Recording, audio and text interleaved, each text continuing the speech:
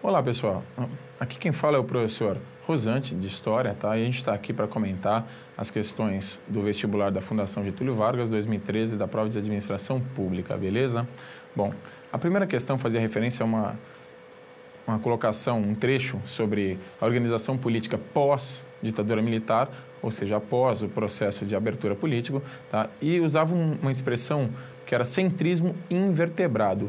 E a pergunta A pedia para você citar um exemplo de aliança política brasileira após a ditadura militar que possa exemplificar essa denominação centrismo invertebrado. Você poderia ter citado o exemplo da Frente Ampla, que foi a aproximação entre PMDB e PFL, tá, após o processo de abertura política pós-ditadura militar.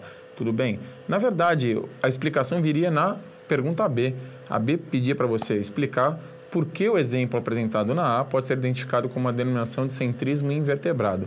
E você podia usar duas explicações possíveis dentro desse centrismo invertebrado. A primeira, a aproximação do PFL com o PMDB que indica para o pleito indireto à presidência o Tancredo Neves e ganha o apoio da Frente Liberal, o futuro PFL, Partido da Frente Liberal, que tinha rompido, tá, com o PDS e acaba apoiando o PMDB.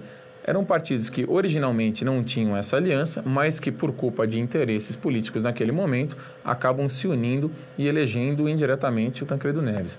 Essa aliança, mesmo que tênue e transitória, é mantida depois na aprovação, tá, da Constituição e para conseguir segurar alguns projetos, algumas propostas de caráter de transformação social, político e econômico muito mais popular do que eles desejavam. Então, de certa forma, foi uma aliança pendular, que perdurou até a criação da Constituição de 88, e que conseguiu fazer com que o Brasil tivesse uma Constituição com mudanças menos radicais do que esses partidos pudessem desejar. Tudo bem? Bom, a segunda questão falava sobre um trechinho sobre o governo de Juscelino Kubitschek, e aí a primeira pergunta falava qual o arranjo partidário que dava sustentação política ao governo de Juscelino Kubitschek. E aí o arranjo partidário que elegeu Juscelino Kubitschek, na verdade, era uma aliança tradicional de se falar entre o PTB e o PSD, tudo bem?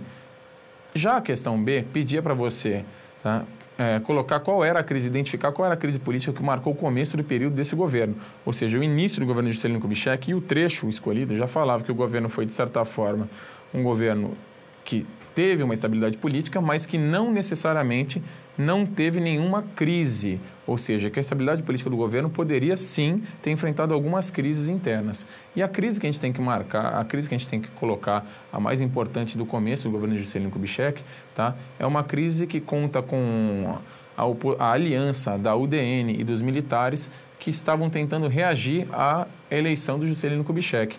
Tá? E o famoso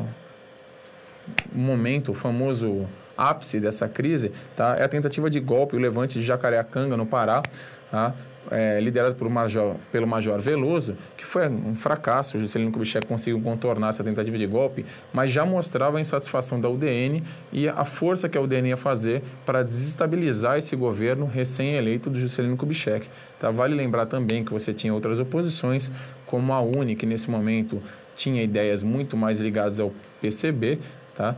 E outros grupos mais radicais, tá, com oposições dentro do Congresso, como, por exemplo, grupos de oposição congressista liderados pelo Carlos Lacerda. Tudo bem? Bom, pessoal, espero que vocês tenham conseguido resolver as questões com grande tranquilidade. Tá? Um grande abraço. Até logo.